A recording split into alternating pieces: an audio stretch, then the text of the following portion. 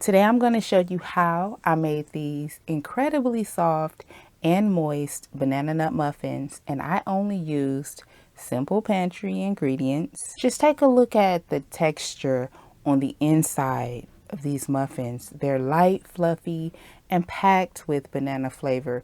If you have a few ripe bananas sitting on your counter, this is really a great way to use them up. In this bowl, I have here my flour.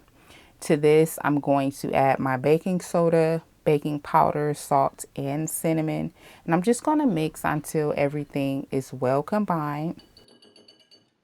I'm using 2 overripe bananas. These are just regular size, as you can see. I'm going to mash them up. I want to get them nice and smooth. Then to this, I'm going to add some granulated sugar,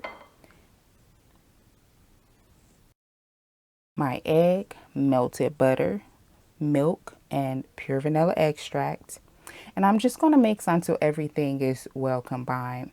And just as a quick FYI, the ingredients and measurements are written in the description box. So make sure you go ahead, screenshot this recipe. Now I'm going to add my dry ingredients to the wet. And again, I'm just going to mix, but I'm only going to mix until it is just combined. So basically, when you make this, once you no longer see dry flour, you need to stop mixing. If you keep stirring that bowl, you're going to end up over mixing your batter and your muffins will come out dense. So try not to over mix.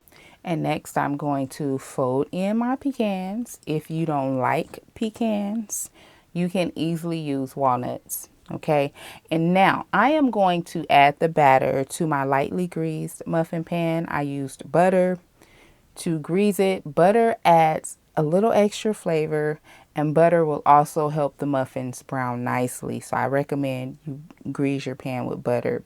And these will need to bake in a preheated 350-degree oven for about 18 to 22 minutes. And you'll know that these are ready when you insert a toothpick in the center of the muffin, and if it comes out clean, it's done.